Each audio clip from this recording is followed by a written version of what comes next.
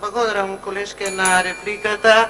Да, се согласувам со вас и навистина е добро интерпелацијата како една механизам за опомена на владата за незиното работење.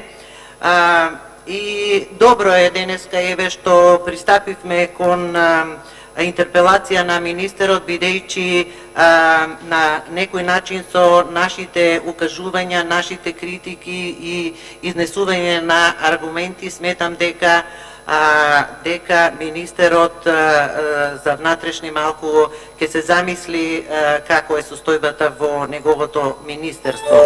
А што се однесува до тоа дека на говорницата се изнесуваат бројни невистини, не се согласувам со вас и ќе ве прашам дали е невистина убиството на Мартин Јанушев и неоткривањето на неговите сторители и нарачатели, убиството на Сазовски Сазо, убиството на Бури Мидризи Очај.